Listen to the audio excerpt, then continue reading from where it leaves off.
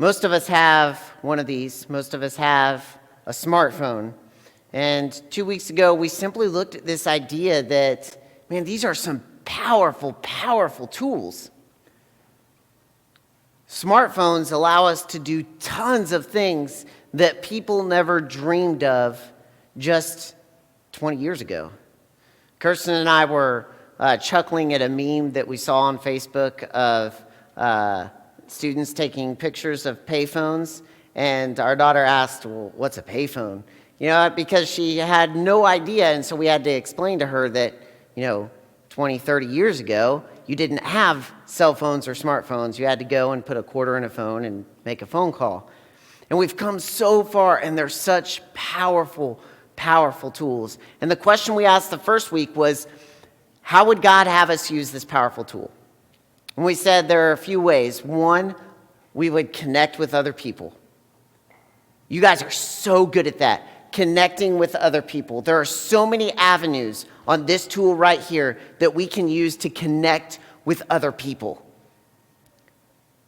And the second way we can connect the right way, we can connect in love. We can connect in a way that shows people the love of Jesus Christ.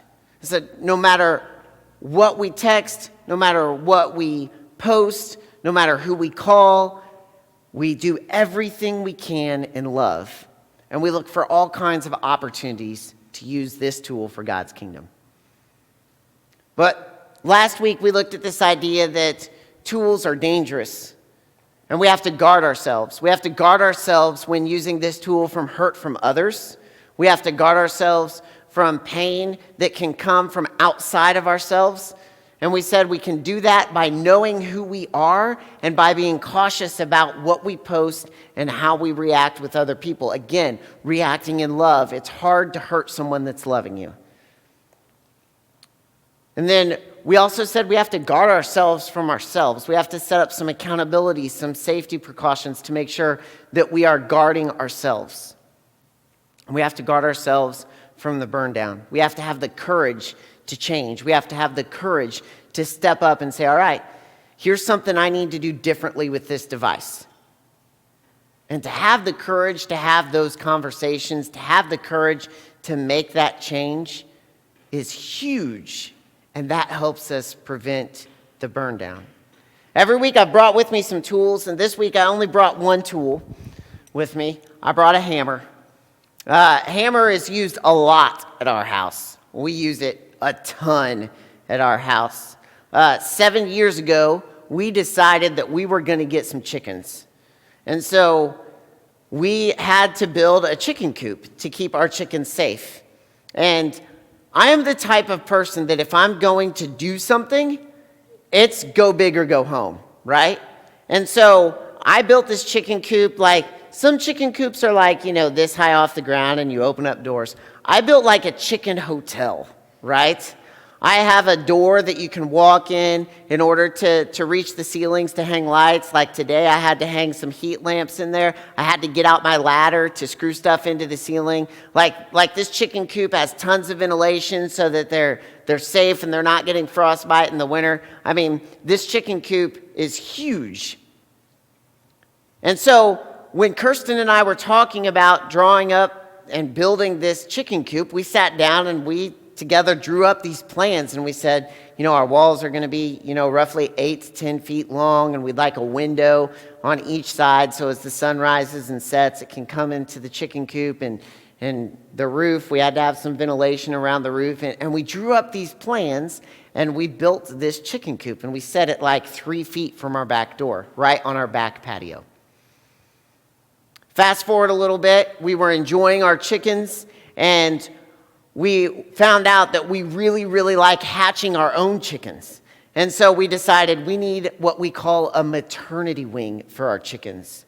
And so we took part of our garage, we cut a hole in the back of our garage, made a little doggy door for our chickens to go into our garage. And inside our garage, instead of parking our car, we built a small structure that has like one big area for a mama with hens that have hatched, and then we have 4 different compartments for chickens that are laying on their eggs so that they can lay safely. And I remember sitting down with Kirsten and drawing out these plans and saying, all right, here's what we want it to look like, and we want to have this and this and this, and if we want to do that, we have to have these measurements, and we have to make sure that everything is just so. Fast forward a little bit later, we get some turkeys, and we decide our turkeys can't be with our chickens because then they start to fight, and that's, a losing side for the chicken. And so we created a separate spot for our turkeys. And again, we took part of our garage and we built another turkey enclosure, and we took the measurements and we built this turkey enclosure inside our garage so they could go out safely and be safe in the night. Now, why am I telling you all this? Because in each of those, I had to use a hammer. I had to use a hammer to build walls and put it all together. But the main question that I want to ask you tonight is, what are you building with your life? What are you building with your life? Another way to simply ask that is this: what legacy do you want to leave? When people think about you as a person, what do you want them to think about you?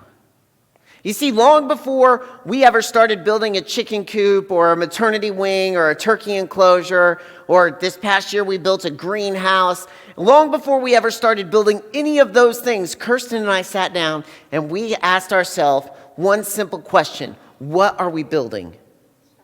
And we sat down and we drew up plans so that before we ever put a nail in a piece of wood, we would know this is what we want the end product to look like. What do you want the end product of your life to look like? And see, too often we are so busy.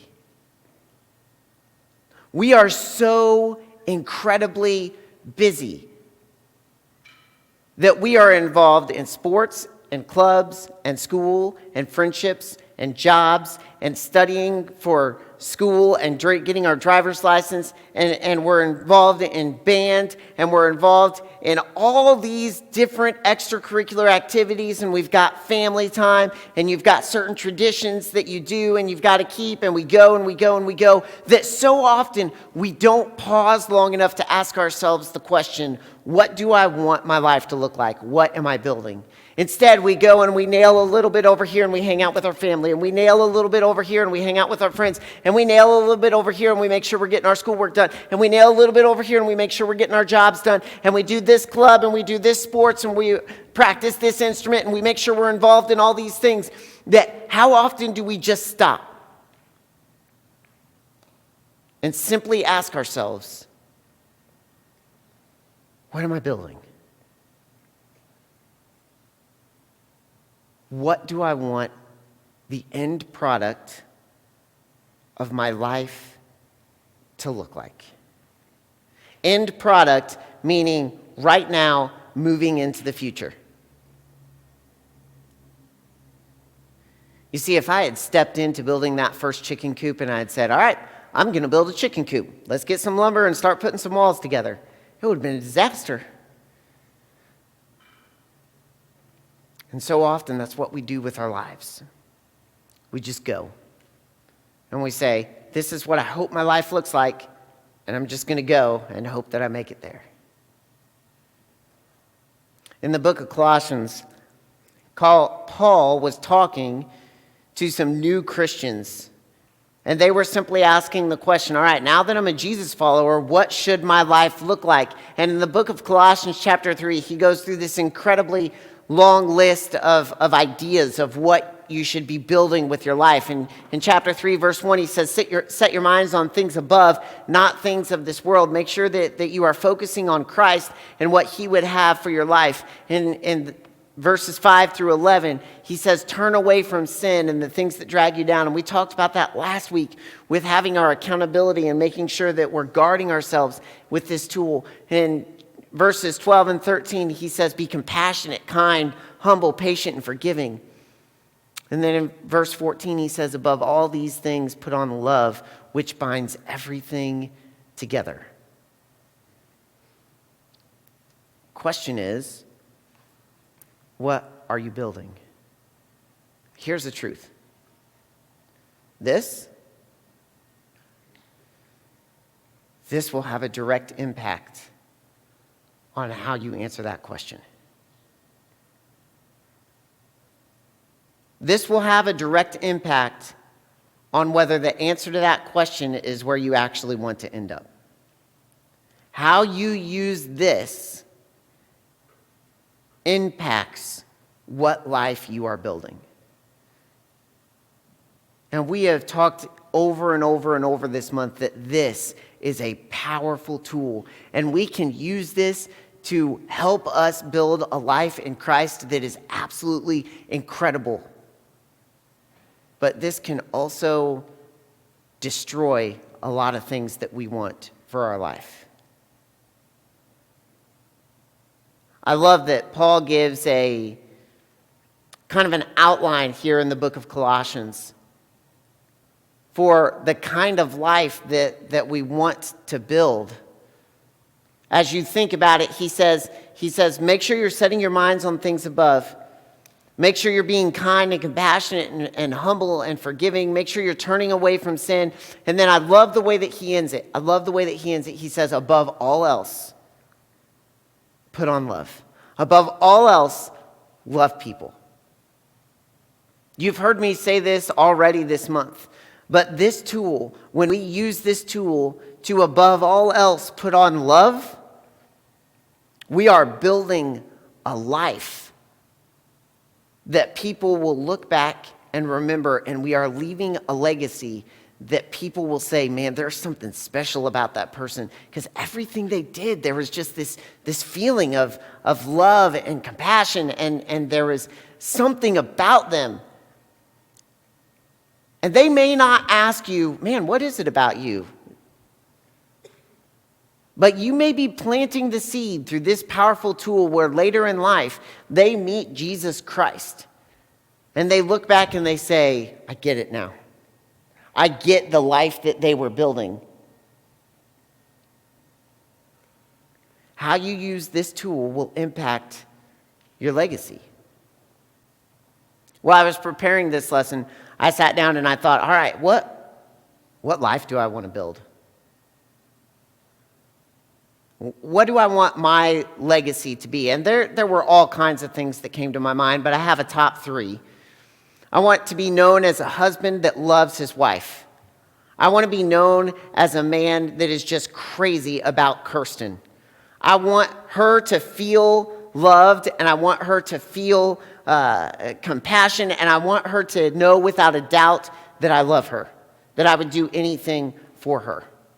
And when people look at me and my relationship with my wife, I want them to say, dude, he really, really loves Kirsten.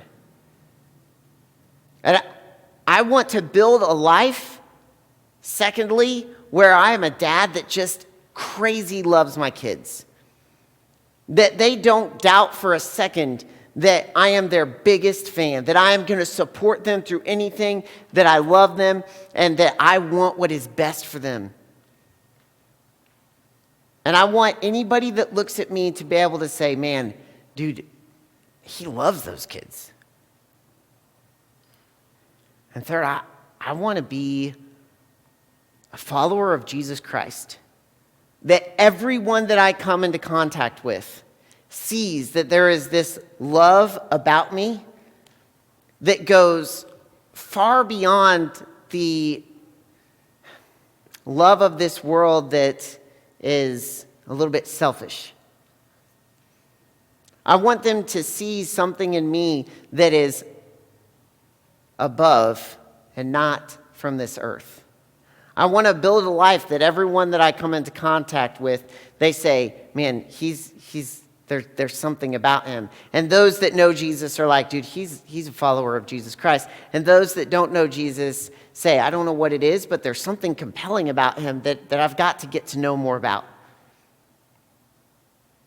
And I could go on to tell you the legacy that I want to leave as a student minister, or as a chicken farmer, or as a gardener, or as all kinds of things. Like as the list grows in my mind, there's all kinds of things that I want to leave a legacy as.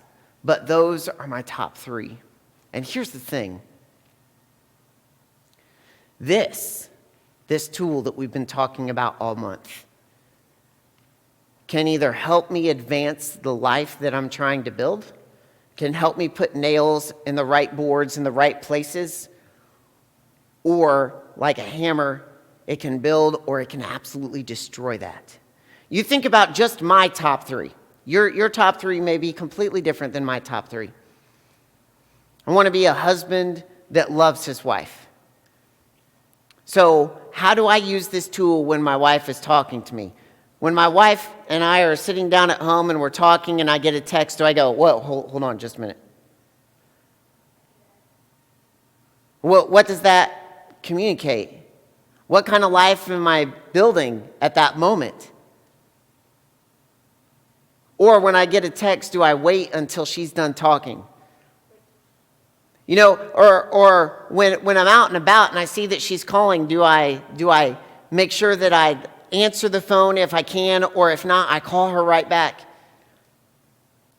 Do I avoid looking at things on this phone that is going to destroy my relationship with my wife? You see, this can either build up and enhance. Do I send text throughout the day to my wife that says, hey, I just wanted to text and check on you, or call her and say, hey, I know you've not been feeling well. How are you doing? Do I build that life up, or do I use this to destroy it? You think about a dad with his sons and daughters. Am I on this constantly, or am I paying attention to them? On my phone, are there tons of pictures of my kids? Or is this just a distraction to escape the family that I'm trying to build? As a Jesus follower, is this something where the text that I send and the phone calls that I make and the social media posts that I post and everything that I do on this, the FaceTime conversations that I have, is this something that shows love? That shows people and points them to Jesus Christ, that I am building this life that says, man, I want everything that I do to be known for Jesus Christ? Or is this something that, man, I may post something from time to time that just sticks it to people, just tears them down? Or I may send text that talks about other people that just destroys the life that I'm trying to build. And see, this tool will have a direct impact on the life you are trying to build. And Paul finishes this up so well. He says, above all of these, put on love. Above all of these, put on love, because love binds everything together in perfect harmony. Love binds everything together in perfect harmony. You guys, if we can use this in love, and we can think about the legacy we want to leave, the life that we want to build, and we use this to advance that life, this is a powerful tool that can help us get there. It can also do the opposite. And so I want to encourage you to be thinking, what is it that you want to build? That's a tough question to answer as a middle school and high school student. What do you want your legacy to be? Bless you. What do you want to be known for? When people think back to you as a middle school student, when people think back to you as a high school student, what do you want them to remember? What life do you want to build as a middle school and high school student? Think beyond that. As a college student, what life do you want to have? As a husband or a wife, what life do you want to have? As a person working in a career, what do you want to be known as the person in your career? As a mom or a dad, what kind of life do you want to build? I can tell you one thing. No matter what life you envision yourself in the past, love is the thing that's going to get you there. Love is the thing that's going to get you there because it ties everything together. And this tool right here, this tool will be a huge help in building the life that you want, or it will be a huge hindrance. And I want to encourage you to use this tool wisely, to use this tool in such a way that it helps you build the life that you envision for yourself, that it helps you leave the legacy that you want to leave when you are done, when you have moved on to the next part of your life and people look back and remember you from this part of your life. I give a practical challenge every single week. And the practical challenge this week is simply this. I want you to pause and just honestly answer the question, what am I building? What do I want my life to be remembered for? What do I want my legacy to be? And how are you using this powerful tool to help you get there?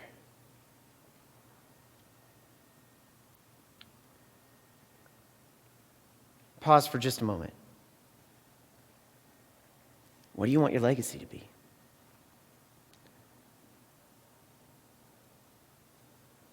What do you want to be known for?